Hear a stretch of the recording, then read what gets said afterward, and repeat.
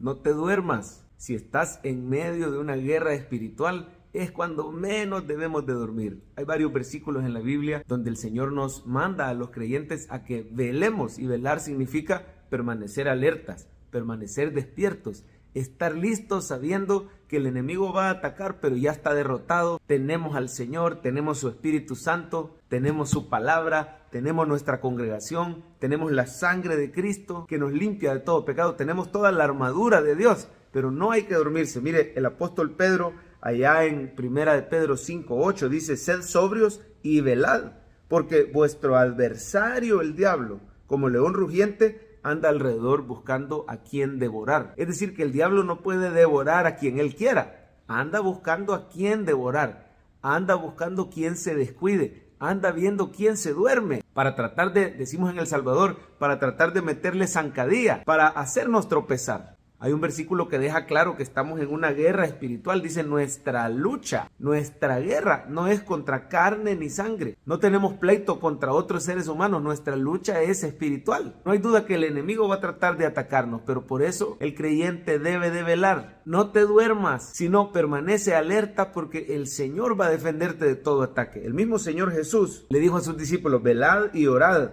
para que no entréis en tentación. El espíritu a la verdad está dispuesto, pero la carne es débil. Permanecer alertas, porque nuestra misma carne en su debilidad puede hacer alianza con el mundo y podemos tropezar. Por esos tropiezos vienen duras consecuencias. Muchas veces pasamos dificultades innecesarias y todo es por no velar, como dice el mismo Señor Jesús, en oración. Ahí ya nos está diciendo cómo se aplica esta palabra de no dormirnos. Permanecer conectados al Señor con tu devocional diario, viendo al Señor todos los días, sentándote a los pies de Jesús, no faltando a tu iglesia todas las semanas, escuchando palabra. Mire, la fe viene por oír y oír y oír la palabra de Cristo. No se trata solo de que ya oí el domingo pasado, ya oí la semana pasada, porque esto es como comer. Yo me acuerdo que la semana pasada, le voy a poner un ejemplo, yo me acuerdo que la semana pasada comí carne con arroz, y yo recuerdo a qué sabe la carne con arroz, y me gusta la carne con arroz, pero esa que me comí la semana pasada no me va a servir hoy. Necesito hoy comer, por poner un ejemplo, carne con arroz. La energía, la fuerza, el sustento, la salud va a venir por comer diariamente lo que mi cuerpo necesita para nutrirse. Así la palabra de Dios. La fe viene por oír y volver a oír y seguir oyendo la palabra de Dios. Pero debemos velar. Mire, este Is-Boset se durmió en pleno mediodía. Él estaba en una guerra, la casa de David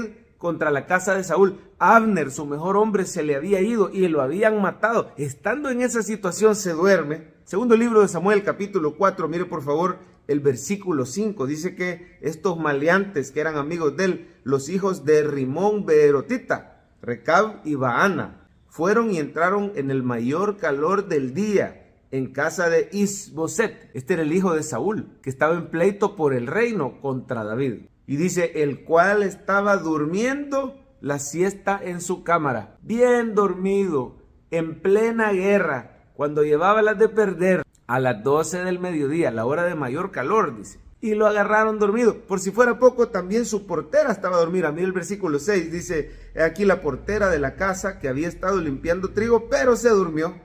Y fue así como Recab y Baana, su hermano, se introdujeron en la casa. En pleno mediodía, en plena luz, dormida la portera y dormido el rey. Mira el versículo 7, lo mataron. Dice: cuando entraron a la casa, Is-Boset dormía sobre su lecho en su cámara, y lo hirieron y lo mataron y le cortaron la cabeza. Habiéndola tomado, caminaron toda la noche por el camino del Arabá. O sea, se fueron de ahí, les agarró la tarde, la noche, y hasta el fin llegaron a darle la noticia a David, que ya había sido coronado sobre Judá, pero ahora con este asesinato iba a tomar posesión del reino, porque ya no había otro descendiente de Saúl, solo quedaba Mefiboset. Ya vamos a hablar un poco más acerca de Mefiboset más adelante. Bueno, David vengó la muerte de Is-Boset. Él no estaba de acuerdo, él no lo mandó a hacer. Los mismos de la casa de Saúl se traicionaron unos con otros. Pero ¿qué aprendemos? Lo que decíamos al principio: no es hora de estar durmiendo, porque usted y yo, como creyentes, estamos en una guerra espiritual. Nuestro rey es Jesucristo y él ya derrotó al enemigo, pero lo está sometiendo bajo sus pies, y mientras tanto va a haber una guerra. Dice allá en Apocalipsis que ese dragón no se queda conforme. Satanás va a estar atacando a los hijos de la iglesia. iglesia. Y mientras estamos en este desierto que es este mundo, el Señor sobrenaturalmente nos va a proteger. Miren, nos ha dado